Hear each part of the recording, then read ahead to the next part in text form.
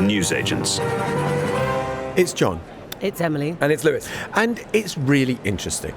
You go to the conference hall itself and there are people anemically clapping and it all seems sort of fine, if a little low-key. You go off the centre of the floor into the parties and Rishi Sunak, who has been seen as a technocratic, decent, honourable, slightly bland Prime Minister, he attracts visceral hatred that I could not believe from a certain section of this party who feel disaffected, disillusioned and dispossessed at the moment. And that is despite the fact that, as we've discussed on the show before, Sunak is giving them virtually everything that they want.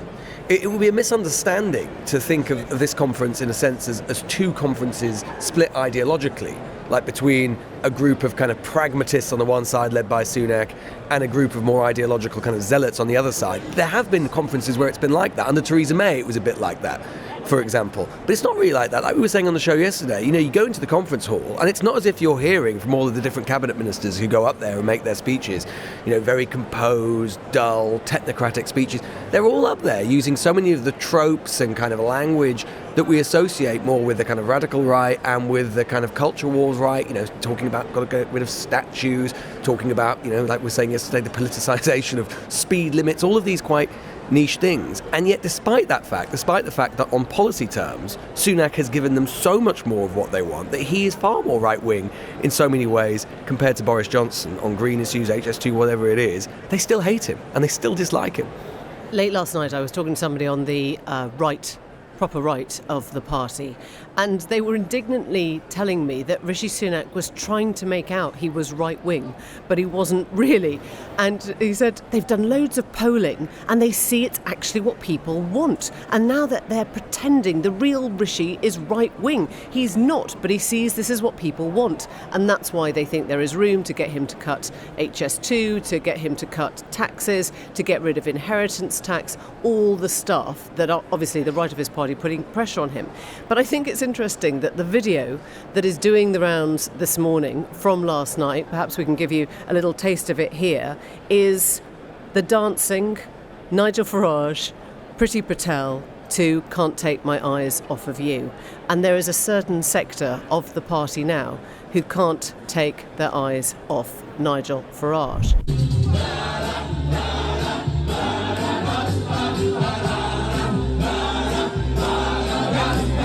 So the global stand where we're broadcasting from now is probably about 25-30 metres away from the GB News stand.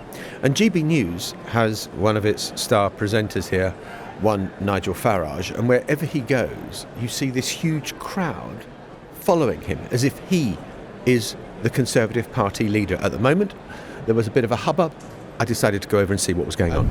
There's a crowd that's gathered around a politician, and at a party conference that normally means it's a cabinet minister, but it's Nigel Farage who is gathering bigger crowds at this event than anyone else. Let's try and get in and talk to one or two people who are here. Can I just ask you why you've gathered around Nigel Farage? Just it's Nigel Farage. Yeah? Do you like him? No, but it's interesting to Okay, all right. Just interesting. Thank you. All right. Do you like, so why are you all gathered round? Nigel Farage. Do you like him? Yeah, of course I do. Yeah? Yeah, very much. What do you think of Mr. Farage? I'm not sure. I'm not quite as convinced as my son is. Yeah? Do you think he should be the Tory leader? I think he's got too many views that probably wouldn't expand to Tory leader, but I think he's very good. Very good at what he does. Yeah? Okay. Thank you very much.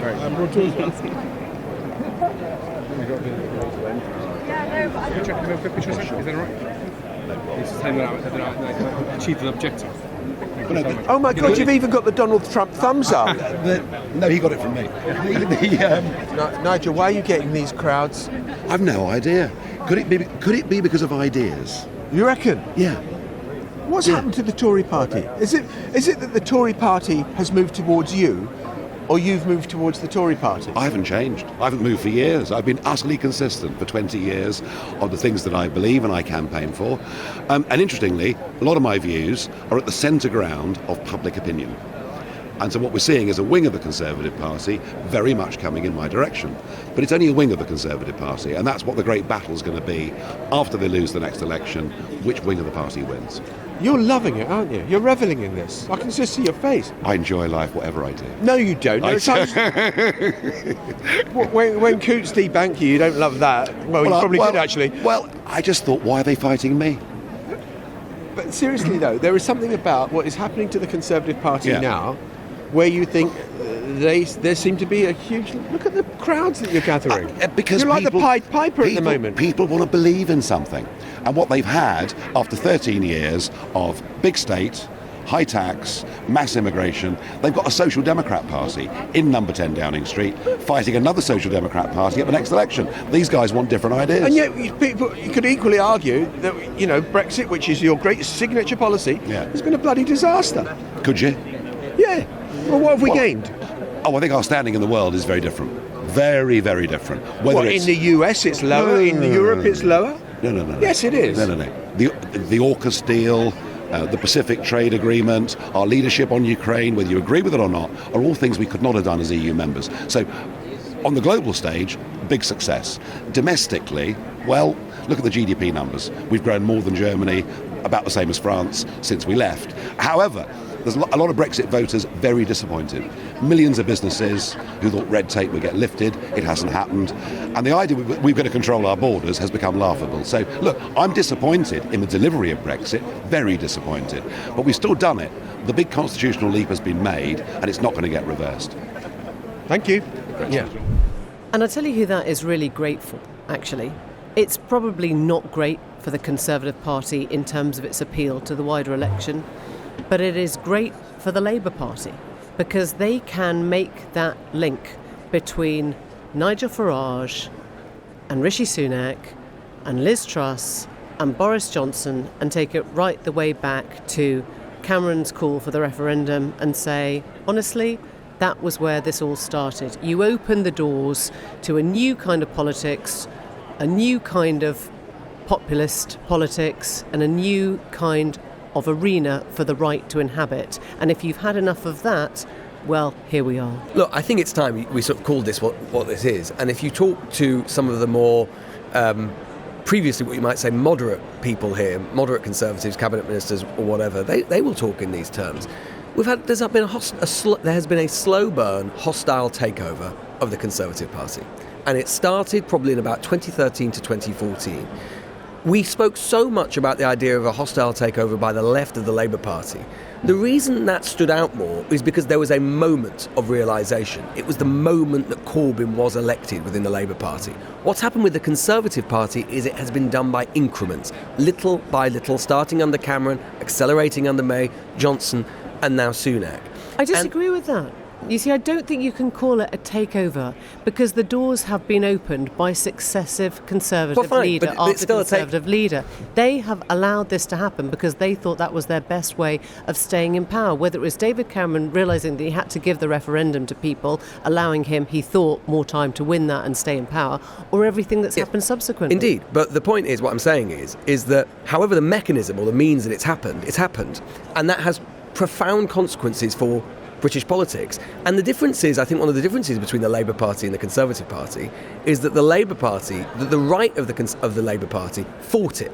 They fought it, and they were very good at it because they've had experience in it before. The right of the Labour Party always fights. Arguably, actually, they were much harder than the left were. If the left had the sort of toughness and the steel that the right of the Labour Party had, they'd still be in charge now. The difference is, and I was talking to a Conservative minister about this yesterday, the difference is that what you might say is that the left of the Conservative Party, frankly, has less guts and is a bit more like the soft left of the Labour Party. As you say, Emily, they appease, they give a little bit more, and they give a little bit more, and if we just give them this, they'll go away and we can reach a happy accommodation.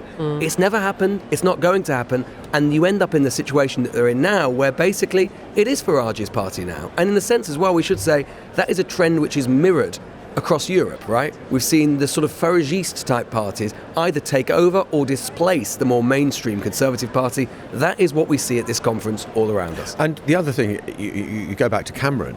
I mean, remember how Cameron described UKIP and UKIPers as fruitcakes, loonies and closet racists. And you wonder how much of that has been translated now to his Conservative Party.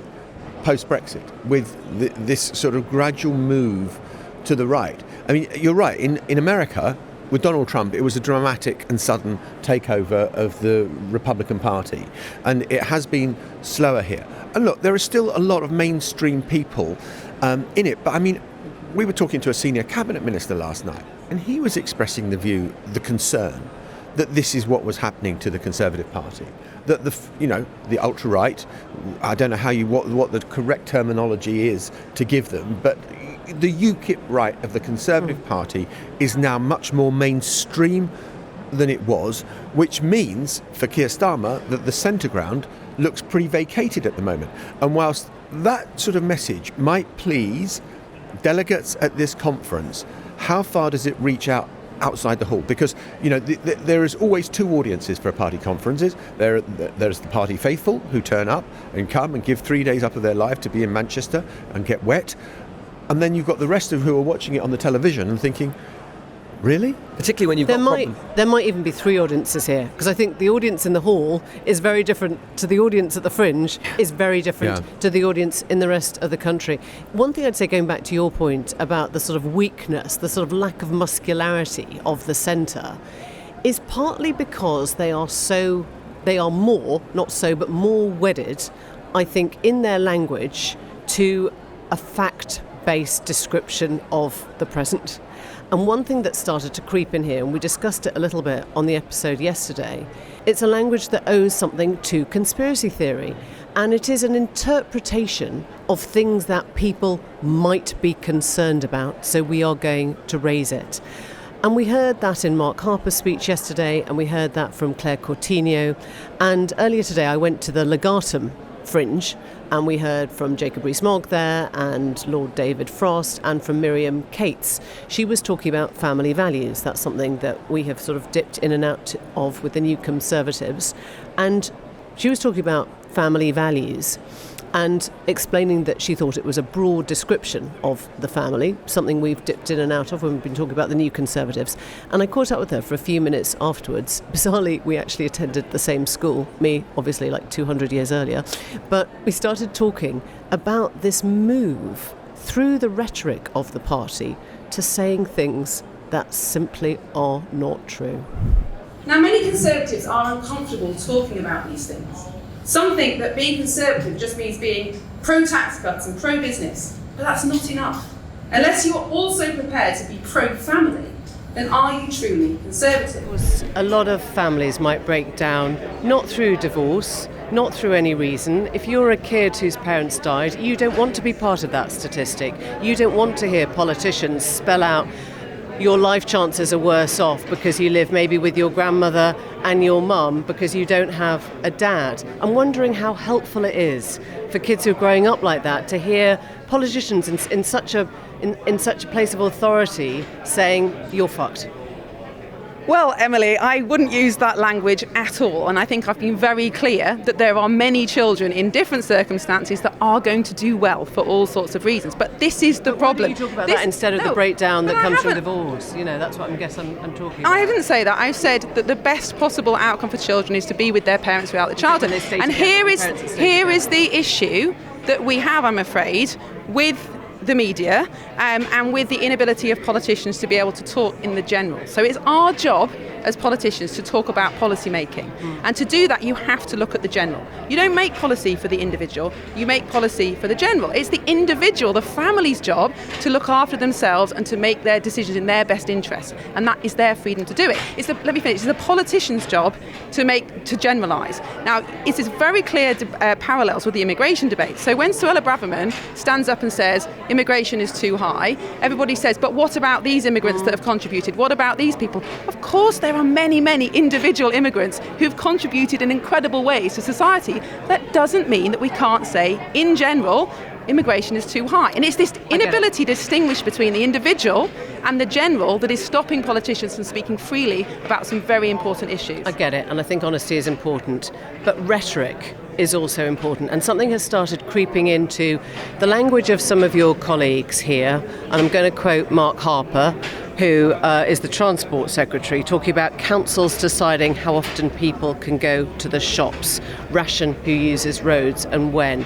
And I think it was Claire Coutinho that was talking about Labour trying to ban meat. Don't you worry about the responsibility that comes from this conspiracy theory-laden language? You don't want to see your party use it, do you? I just think that is a ridiculous premise for a question. People want truthful politicians. People like politicians who say what they think. If you look at saying it's sinister when council's trying to stop you going to the shops.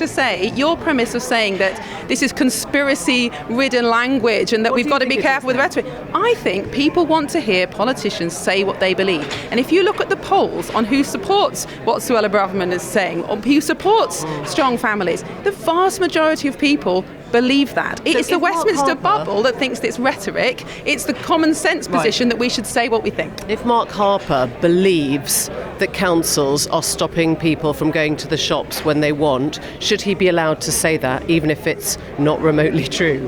Well, I haven't read his speech or heard his speech or read that, so I'm just not going to comment on it. I'll just read it out to you. I mean, just as a thought. Is it okay if I was standing for the Conservative Party and I said I believe 5G masks are giving us all cancer?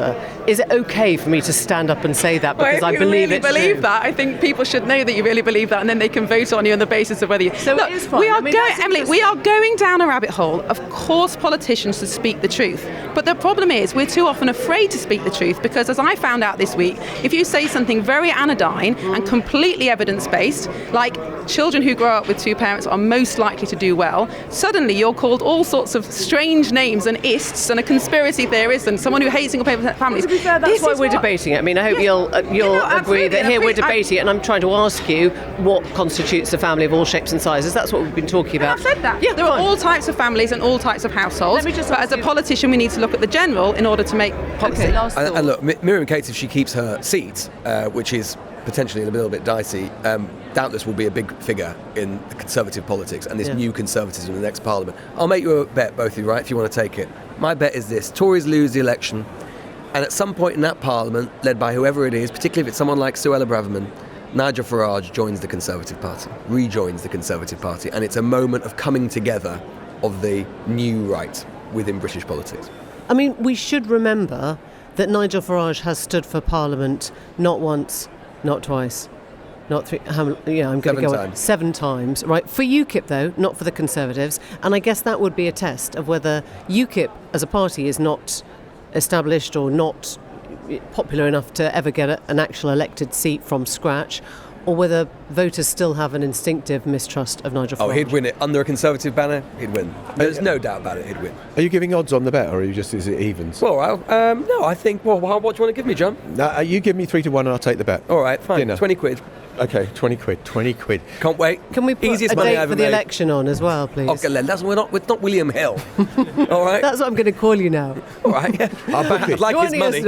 He's got a spivvy suit. You've pointed that out before. He's got a spivvy suit. And he then he'll be back as our bookie. I'll tell you what. I'll tell you what. I'll give you odds 10-1. Remind me of on the head. It's great. I can have one of those little bookies' pencils in my ear exactly. all the An time. advisor. Yeah. Lovely. Okay, we're going to be back after the break talking HS2 and why Rishi Sunak has got himself into such an indecisive mess over what's happening next.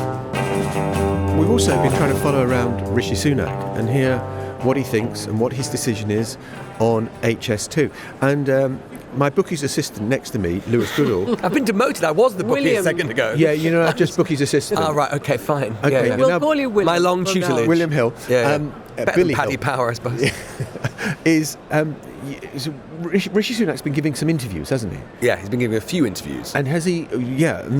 Not as many as perhaps some of our colleagues might have hoped for. Yes, just on that, he was meant to have been on LBC this morning, and then Downing Street suddenly had Attack of the Vapors or whatever. And not just LBC, it should be fair. I mean, if you go back to the media centre just now in this conference, everyone is talking there about is just the this kind of pulled out sort of smoke, cartoon smoke of fury by the editors. Because they've basically come up here, sent their teams up here, and have been told at the last minute by Number 10 that due to errors or unforeseen circumstances or whatever, it turns out the Prime Minister is not going to be able to give what is a traditional broadcast round with most of the major broadcasters. He has done a few and found the time to do GB News and the Murdoch-owned Times Radio, of course, so, good for them. Generally, when you've got something to sell, you run towards your interviews, right? You say, guess what? I've got something to sell and this is what I'm going to tell you. And this is the moment where you're meant to be setting out your stall. Totally. This is totally, this is the story. This is our story of what we're going to tell the British people coming into the next election. And we're delighted to welcome you to Manchester, and we want to tell you everything we're going to be doing. And after the bloodbath of last year in Birmingham and Liz Truss's party conference and then it all ending in tears afterwards, you would think that Rishi Sunak would embrace the opportunity gladly, except when you hear him now, he is embracing the opportunity peevishly. Yep. He sounds so pissed off to be asking questions about what he's doing about HS2 or anything else that he doesn't like. But that's the thing, is that there is energy. Funnily enough, there is energy at this conference. He's sort of right. He's saying, going around saying, there is energy. There is energy at the conference, but it's not about him, and it's not about his allies. It's about everything, as we were saying yesterday, that's happening on the fringes of people who are ultimately thinking about what happens when and if he loses.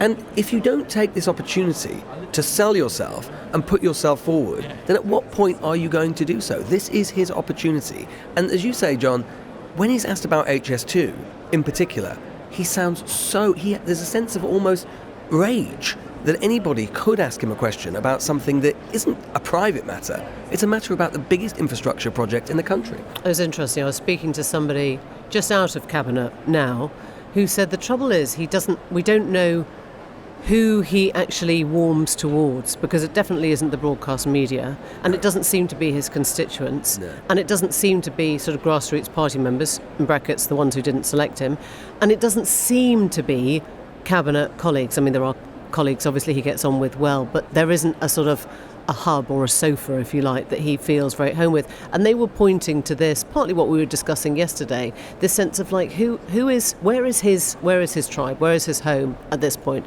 Somebody who does have a tribe and a very clear sense of what he thinks should happen to HS2 is Jacob Rees-Mogg. You're presumably waiting for HS2 to be taken off the map now? Yes, it should be put out of its misery. It should be humanely destroyed. Why? Because it's a vast waste of taxpayers' money on a railway that doesn't do anybody any good. And you think that the motorist should be prioritised over the passenger? Over the passenger? Motorists often have passengers. I think the motorist should be prioritised because it has the greatest economic good. Roads are economically much more beneficial than railways, not just because of passengers, but because of transportation of goods. And yes, of course, we should get rid of bottlenecks on the motorway system way ahead of railways. It's a much, much better use of taxpayers' money. Why do you think the Prime Minister is facing such a tough time in just coming out with the words that you have just said to us? It should be put out of its misery. Well, he is bound by collective responsibility and has to get the support of the Cabinet, whereas I can gas away to you freely. And how many people in the Cabinet do you think support him? Well, you have to have a Cabinet decision, so I'm sure the Cabinet will come to a unanimous decision, as it always does. And you would like to see that money that was spent on HS2 go straight into tax cuts? Yeah, I think that would be a very good idea. I mean, I think you could use that money to get rid of inheritance tax, for example. Jacob Rees-Mogg, then, with a very clear vision for why you should use money that could be spent on HS2 to cut taxes, including inheritance tax. Let's take all that to the Mayor for the West Midlands, Conservative Mayor Andy Street, a passionate and vocal supporter of HS2, a man who thinks he's come up with a plan.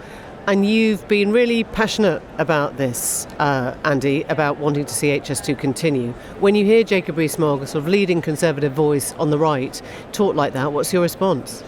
I just think it's so unambitious, Emily, so really put out of its misery, so we admit to the world that we can't even build a railway between London and Manchester, or perhaps more importantly, we admit to the world that all those investors who've come on the promise of this was sold what's frankly now a lie, a disappointment. So I just think, no, we've got to be better as a country than that. But you agree that the funding's got way out of control, that something that started at 30 billion is now looking at trebled out?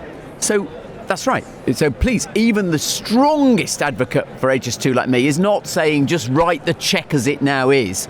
So what I'm saying, and it's an offer to the government yesterday with the support of lots of leading private businesses, is get on and build phase one. We're over halfway there already. But then pause, think differently about how phase 2 is going to be done, get all that expertise in that does this around the world, and reduce the cost to the state of doing this. Andy, do you think the decision has been taken? Because it looks like there was briefing that's suggesting, we're not going ahead with phase 2, and yet every day we hear Rishi Sunak saying, look, I just haven't made a decision yet, we haven't made a decision yet. What's going on? So I take the Prime Minister at his word. He says a decision has not been made, so I believe that. I think the honest answer is he probably was being incredibly heavily advised to take his decision probably as much as 2 weeks ago.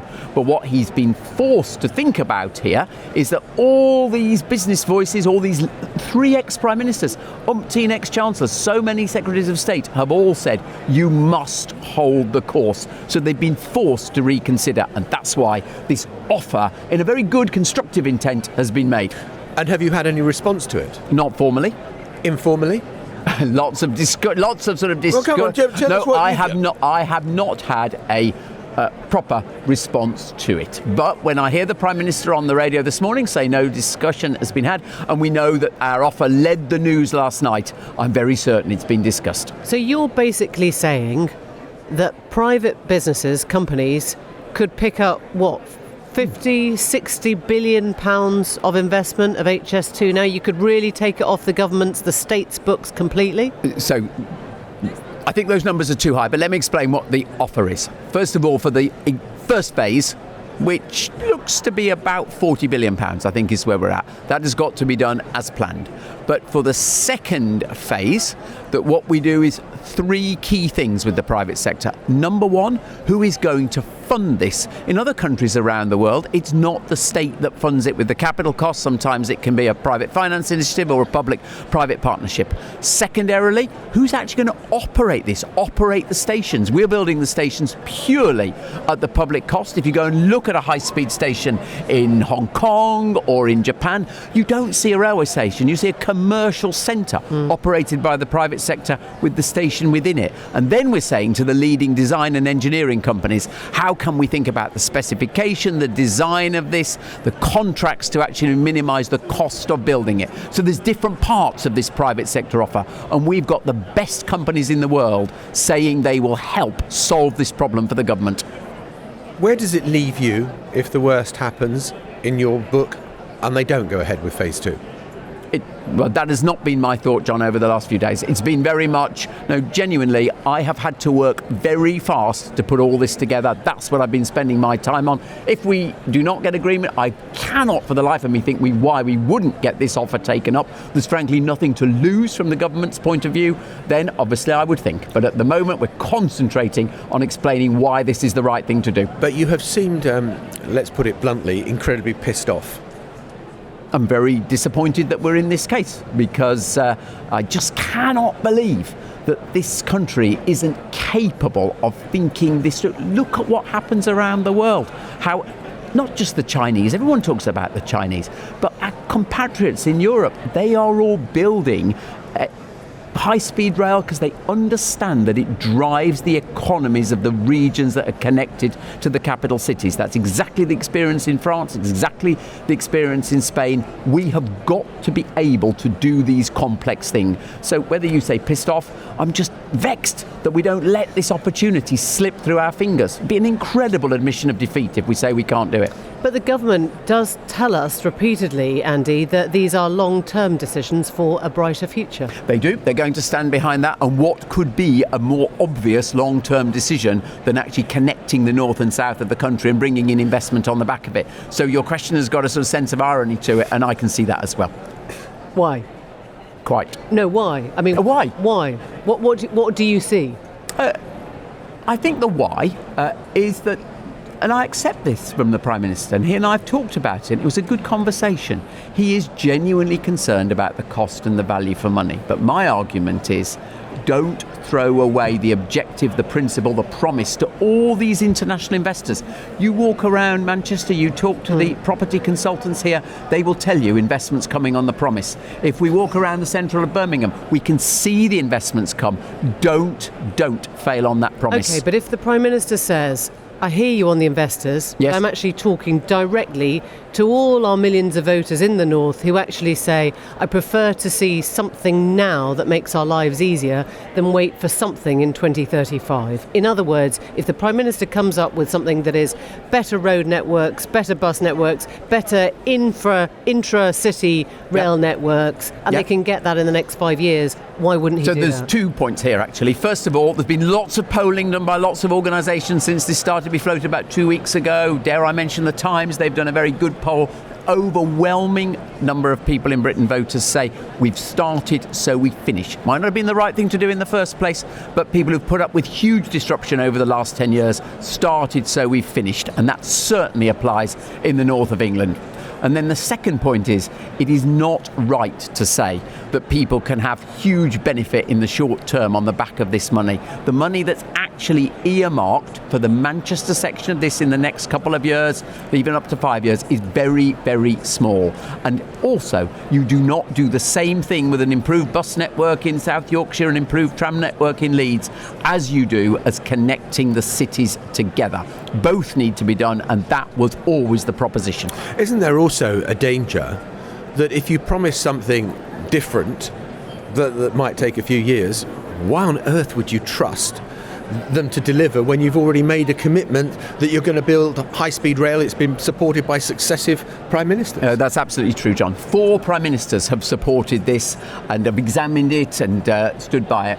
And it's not just about voters' trust, actually. The financial markets, investors trust in Britain. The word of the British government is that this is going to happen. And you're right. To a voter, I don't know, in Leeds, the prospect of something in exchange, a bird in the hand and bird in the bush almost. And remember, it takes years to get the sort of political agreement, all the planning processes, everything, to get these big projects through. And we're on the verge of doing this successfully when we're about to walk away. It'll take ages to get any replacement in place. Andy, you're a mayor, so this doesn't really matter to you, but do you think the Conservative Party can win the next general election? Yes, I do. I think the Conservative Party can win the next general very simply because the evidence in the West Midlands is clear. We've just had the local council election results in the West Midlands. We didn't lose a single seat, and that we have the council went bust. Pardon? That's different. That's the Labour council went bust. That's different. You asked me how the Conservative brand is doing in the West Midlands, and the answer is well. Where people actually see Conservatives delivering on the ground, they get re-elected. And I also would put to you that thus far we have not tested the Labour opposition at all about what they are really going to do. We're in that rather sort of phony war place, and I genuinely predict that when they are put under duress, we will see that they cannot deliver all the promises they make out, and then we will be optimistic. Andy Street, grateful to you. Thank you so much for coming in. Thank you very much. You know, no wonder Andy Street has been going around completely and utterly frustrated over the course of this week. I mean, honestly, you know, this is a guy who, along with other Conservative figures, particularly in local government and the Metro mayors, have been putting everything, attaching everything, all of their political reputation to the idea that the Conservative Party is serious about levelling up. And what have we got at this conference? We've got a conference which has been dominated by potentially, almost certainly, the closure of the biggest infrastructure project this country has ever seen, which is predicated on the idea of levelling up. And what have you got? Former Business Secretary Jacob Rees-Mogg saying, let's ditch the money and instead use it to fund cuts in inheritance tax, which will benefit the richest 3% of households in the country. I mean, what are you going to do? What are you going to do? There is something almost caricatured about that, although he would say 6%, not 3%. Obviously, a massive difference. Well. But Emily bumped into Jacob Rees-Mogg in the hotel which we're staying, and where Jacob Rees-Mogg is also staying, which is the Radisson Edwardian, and he's only staying there because there isn't a Radisson Victorian. Radisson prehistoric, more like.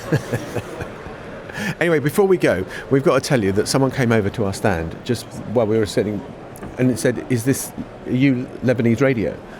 And we said, "Lebanese radio." Yeah. Oh. Well, it's got LBC. They said they thought we were Lebanese Broadcasting Corporation. If only. We are the Becker Valley. I'd like to be the Becker Valley bureau chief. Oh, so would I. Great wines in the Becker. Oh yeah, that as well. Not that great. Yeah. French is okay. Well, a lot of people speak French. You're right. Yeah. And a message to our producers, fine bunch, from Daniel, who came to see us at the stand and said, do you realise that I try and leave work on time to coincide with the newsagents on my commute? And if it's 10 minutes late, it really ruins the journey because you're not there. But he also said that if the podcast comes out at 5:30, he stays at work an extra half an hour. So really, we're increasing productivity in this country. It turns out that Hunt just needs to talk to us to get the podcast out at 9 every day. We're not the Anti-Growth Coalition. No. Pro-growth. Our producers are actually... We're the original Mugbas. They are increasing productivity every day by half an hour. Makes a tear to my eye. Yeah. Goodbye. Bye for now. Bye-bye. The Newsagents. This is a Global Player original podcast.